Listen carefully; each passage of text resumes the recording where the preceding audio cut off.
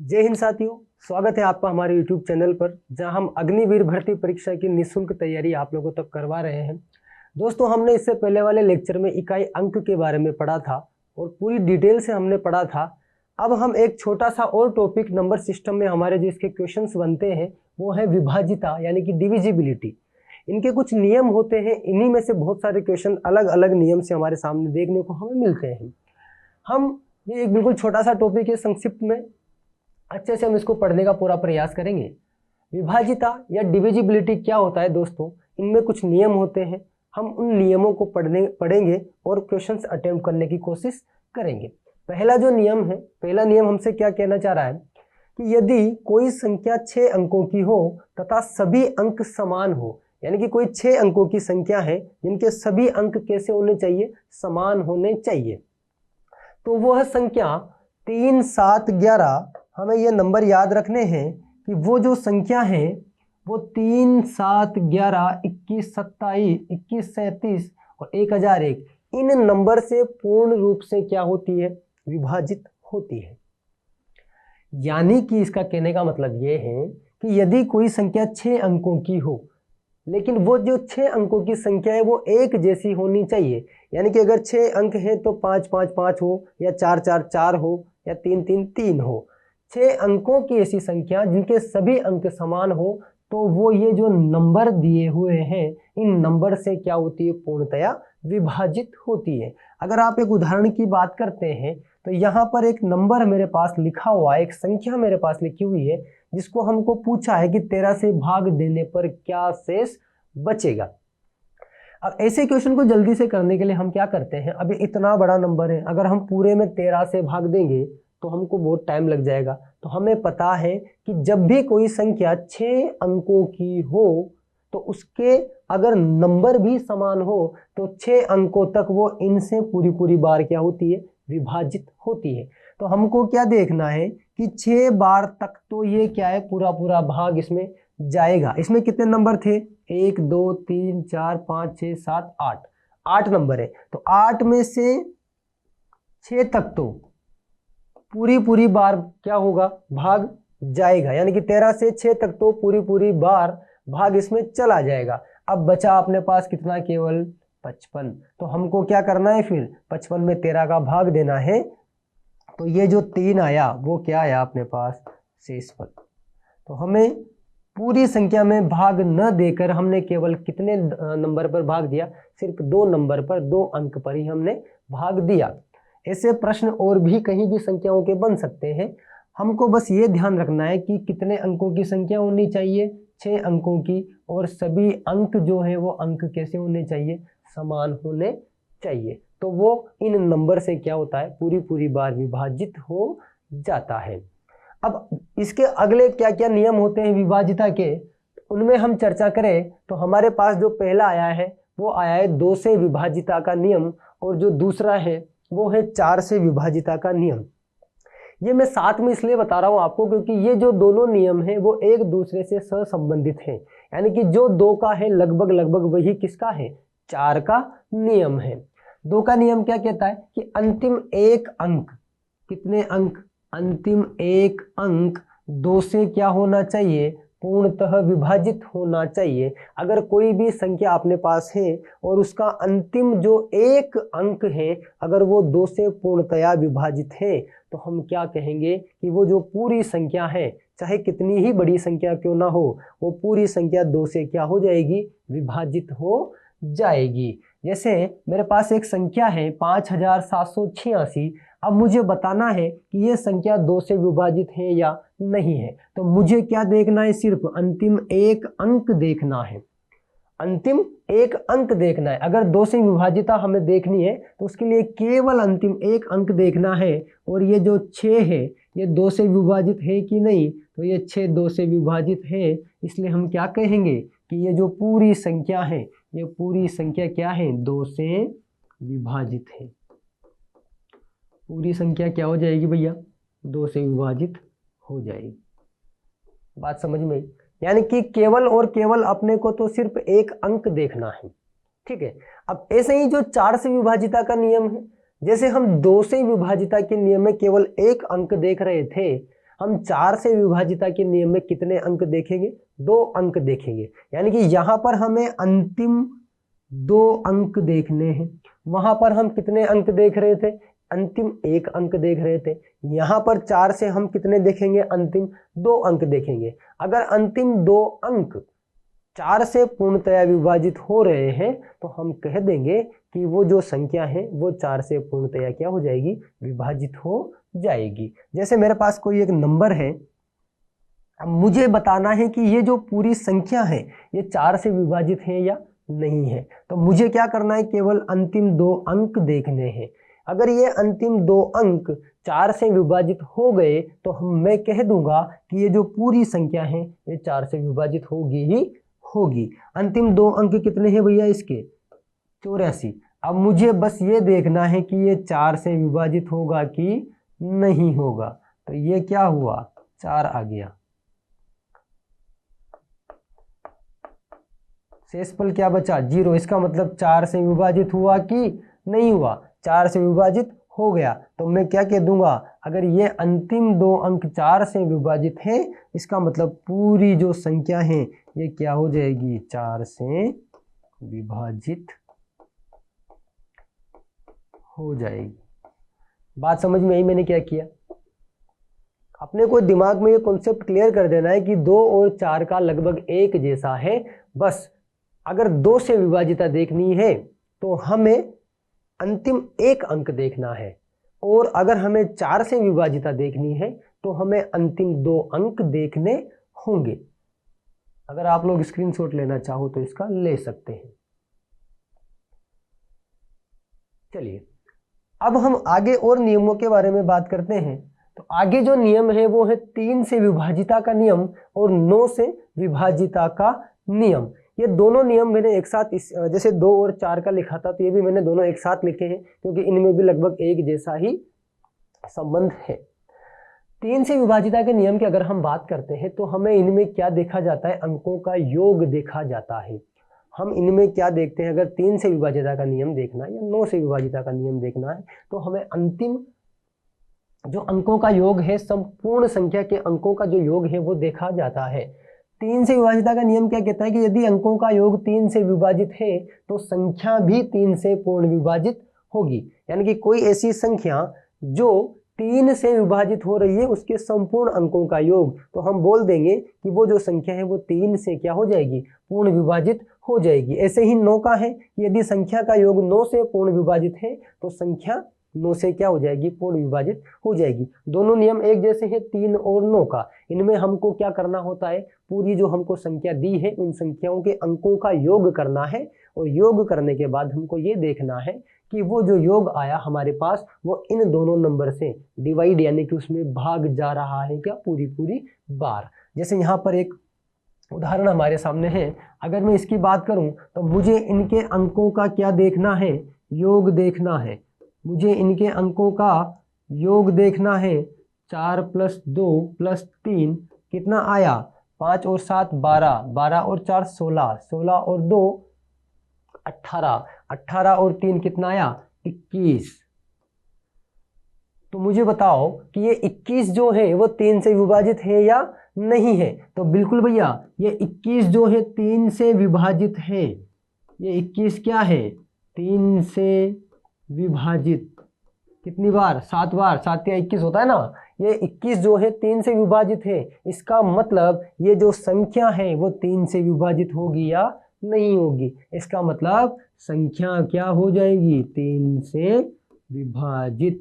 संख्या भी 3 से क्या हो जाएगी? विभाजित हो जाएगी। बात समझ में आई? हमको क्या करना है? जो संख्या दी है उन संख्याओं का योग करना है। ऐसे ही यहाँ पर देख लीजिए, हमें यहाँ भी सेम वही चीज करनी है। यहाँ भी हमें इन संख्याओं का योग करना है। ठीक है, चलिए कर दिया। 4 और 2 6, 6 और 5 11, 11 और 5 16, 16 और 2 18। अब देखिए ध्यान से, 18 जो है वो 9 से विभाजित है क्या? बिल्कुल है। ये क्या है? 9 से विभाजित है। 9 को 2 से गुणा करते हैं तो 18 आता है, नहीं आता? बिल्कुल आता है सर। तो ये क्या आया? 9 से विभाजित।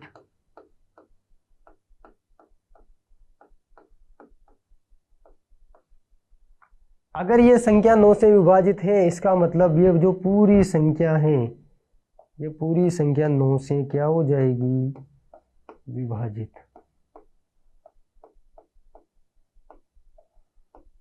अच्छा एक बात बताइए, ये 3 से विभाजित होगी कि नहीं होगी? बिल्कुल होगी, है ना, क्योंकि 18 3 से विभाजित भी है ना, तो ये संख्या 3 से विभाजित भी हो जाएगी। बात समझ में आई? दोनों चीजें समझ में आई? दोनों के नियम एक जैसे हैं। 3 और 9 से विभाजिता के नियम एक जैसे हैं। जैसे 2 और 4 के थे, 2 में हमने क्या देखा था? अंतिम 1 अंक। 4 में क्या देखा? अंतिम 2 अंक। वैसे ही 9 से विभाजिता के नियम में हमको क्या देखना है? योग देखना है। और 9 और 3 दोनों के विभाजिता के नियम में हमको सिर्फ क्या देखना होता है? योग देखना होता है। अगर योग 9 या 3 से डिवाइड हो रहा है तो हम कह देंगे कि पूरी संख्या भी 9 या 3 से डिवाइड हो जाएगी। अंतिम देखिए 11 से विभाजिता का नियम। अब 11 से विभाजिता का नियम क्या होता है, ये थोड़ा सा इंपॉर्टेंट है और समझने वाला विभाजिता का नियम है। इसमें हमको क्या समझना है कि जब संख्या में विषम स्थानों पर स्थित अंकों का योग एवं सम स्थानों पर स्थित अंकों का योग का अंतर या तो 0 हो या क्या हो? 11 का गुणज। बात कहने का मतलब ये है कि कोई हमारे पास क्वेश्चन आया, उसमें जो संख्या है, उन संख्या में जो सम स्थान है उनके अंकों का योग करना है, जो विषम स्थान है उनके अंकों का योग करना है, उनके अंकों का योग करके उनको क्या करना है? दोनों को माइनस करना है, यानी कि उनका अंतर निकालना है। अगर उनका जो अंतर है वो या तो क्या आना चाहिए? 0 आना चाहिए, या क्या होना चाहिए? 11 का गुणज, यानी कि जो 11 से विभाजित हो जाए ऐसा आना चाहिए। तो हम क्या कहेंगे कि वो जो पूरी संख्या है वो 11 से क्या हो जाएगी? विभाजित हो जाएगी। जैसे इसमें देख लीजिए आप लोग, अगर मैं यहां पर देखता हूं, सम और विषम स्थानों का क्या देखना है? मुझे अंतर देखना है। ये कितना हुआ? इनको क्या करना है? प्लस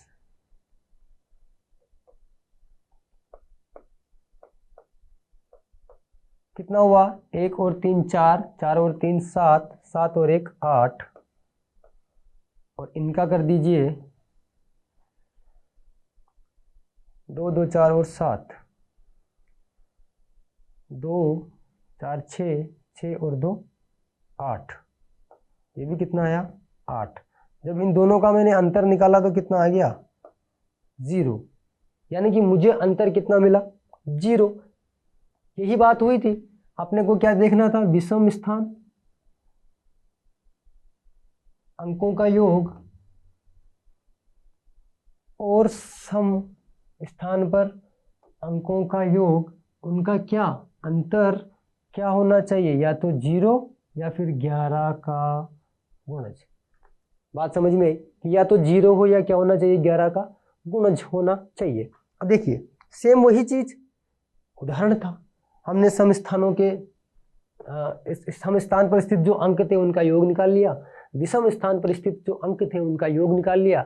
जब मैंने उनका अंतर किया, यानी कि दोनों को जब मैंने माइनस किया, तो मेरे पास जो आया वो क्या आया? 0। इसका मतलब क्या हुआ कि वो जो इनका अंतर 0 आया, तो हम यूं कह सकते हैं कि ये जो संख्या है ये किससे विभाजित हो जाएगी भैया? 11 से विभाजित। यानी कि बात हमको बस इतना ध्यान रखना है कि या तो 0 आना चाहिए अंतर, या फिर 11 का क्या आना चाहिए? मल्टीपल, यानी कि गुणज आना चाहिए। ये हुआ 11 से विभाजिता का नियम। देखिए अब कुछ क्वेश्चंस हमारे सामने यहाँ पर हैं जिनको हम सोल्व करेंगे। हमने कितने क्या क्या चीजें पढ़ी अभी तक विभाजिता में?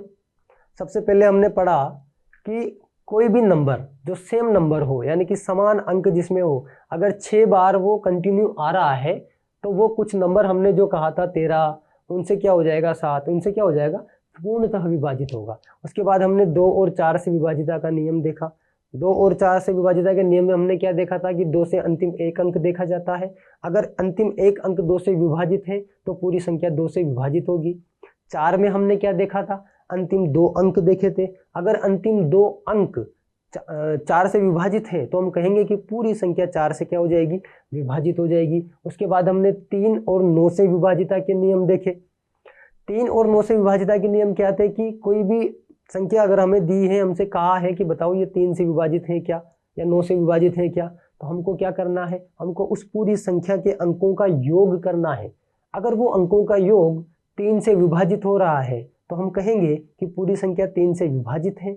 अगर वो संख्या के अंकों का योग 9 से विभाजित हो रहा है तो हम कहेंगे कि वो जो संख्या है वो 9 से विभाजित है। उसके बाद हमने 11 वाला पढ़ा। फिर 11 वाला जो विभाजिता का नियम था उसमें हमने ये पढ़ा था कि अगर कोई भी संख्या हमें दी है प्रश्न में और कहा है कि बताओ ये 11 से विभाजित है कि नहीं है, तो हमको क्या करना है, सबसे पहले विषम स्थान जो है उन विषम स्थान पर कौन कौन से अंक हैं उन अंकों का योग कर लेना है। फिर सम स्थान कौन कौन से हैं उन अंकों का योग कर लेना है। उन दोनों योग जो हमारे पास आए उनको माइनस करना है। अगर माइनस करने पर हमें 0 मिलता है या 11 का गुणज मिलता है तो हम क्या कहेंगे कि हमारे पास जो संख्या है वो 11 से क्या है, पूर्णतः विभाजित है। देखिए प्रश्न हमारे सामने जो है वो है स्टार का सबसे छोटा मान क्या होगा, सबसे छोटा मान क्या होगा जिससे ये हमारे पास एक संख्या दी हुई है 9 से क्या हो, विभाज्य हो। अब देखिए यहां पर हमसे ये कहा है कि ये जो संख्या है ये 9 से विभाजित होनी चाहिए।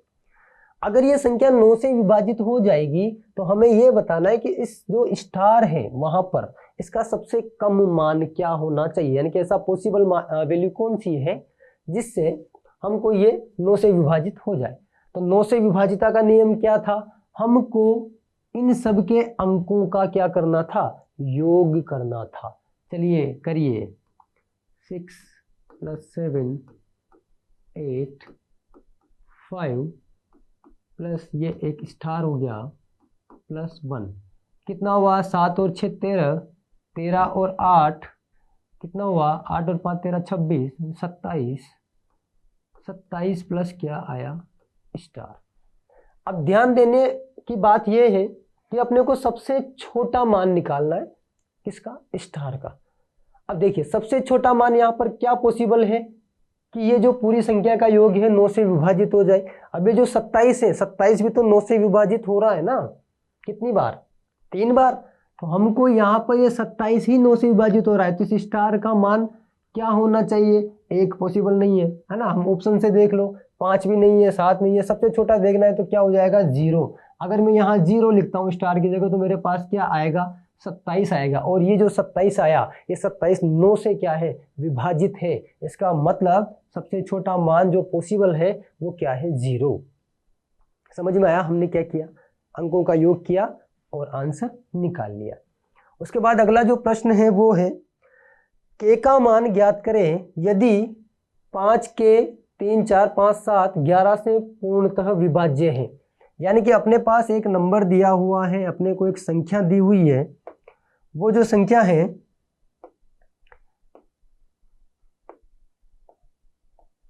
5k 3 4 5 7 और अपने से ये बोला है कि ये जो संख्या है वो 11 से क्या है, पूर्णतः विभाजित है।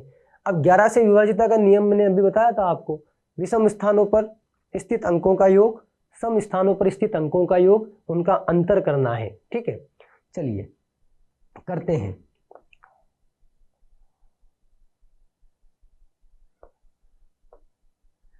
इनके और इनके अंकों का योग देख लो, इनके और इनके अंकों का योग देख लो। ये कितना आया, 5 और 3 8, 8 और 5 13, ये कितना आया, 7 और 4 11 प्लस के। एक तरफ तो अपने पास क्या आया, 11 प्लस के, और एक तरफ अपने पास क्या आया, 13। अब देखिए ये 13 आया, ये 11 प्लस के आया। अपने को ध्यान देने योग्य बात ये है, ये जो 11 प्लस के हैं और एक जो ये 13 आया, जब मुझे, अगर ये 11 से विभाजित है तो मुझे इनका क्या करना है, अंतर करना है। अब वो अंतर करके मुझे या तो इनका अंतर 0 आना चाहिए था, या इनका अंतर क्या आना चाहिए, 11 का गुणा जाना चाहिए। अब इनका अंतर 0 कब आएगा, जब इस k का मान ऐसा कितना हो, जब मैं इसको माइनस करूं तो इनका जो अंतर है वो 0 आ जाए। k की जगह मैं क्या रखूं, 2। अगर मैं k की जगह 2 रखता हूं तो मेरे पास ये कितना बना, 13। तो 13 माइनस 13 क्या आ जाएगा, 0। इसका मतलब k की जो मिनिमम वैल्यू पॉसिबल है वो क्या हो जाएगी, 2।